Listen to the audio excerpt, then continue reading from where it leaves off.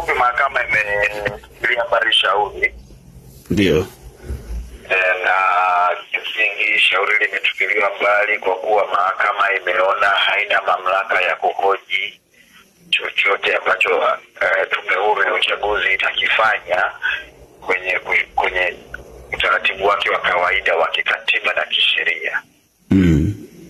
Kwa hiyo mahakama imesema kama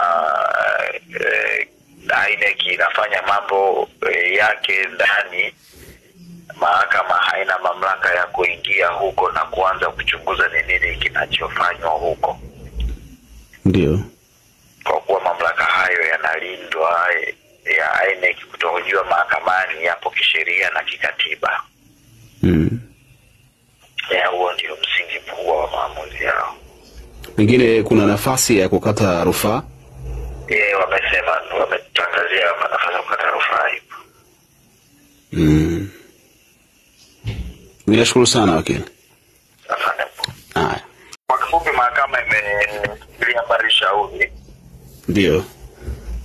Na kimsingi shauri limetupiliwa mbali kwa kuwa mahakama imeona haina mamlaka ya kuhoji chochote ambacho tume huru ya uchaguzi itakifanya kwenye utaratibu wake wa kawaida wa kikatiba na kisheria. Kwa hiyo mahakama imesema kama INEC inafanya mambo yake ndani, mahakama haina mamlaka ya kuingia huko na kuanza kuchunguza ni nini kinachofanywa huko. Ndio. Kwa kuwa mamlaka hayo yanalindwa ya INEC kutohojiwa mahakamani yapo kisheria na kikatiba. Huo ndio msingi mkubwa wa maamuzi yao. Pengine kuna nafasi ya kukata rufaa? Wamesema, wametangazia nafasi ya kukata rufaa hiyo.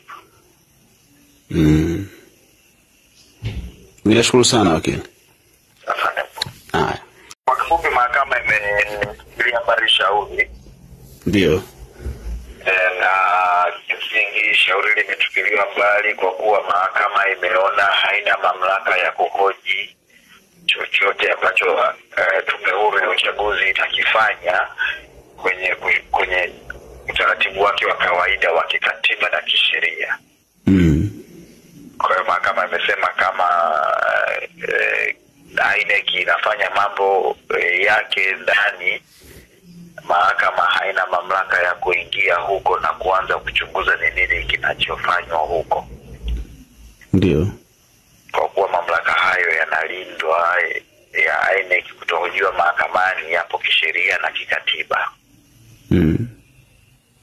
Huo ndio msingi mkubwa wa maamuzi yao. Pengine kuna nafasi ya kukata rufaa? Wamesema, wametangazia nafasi ya kukata rufaa hiyo.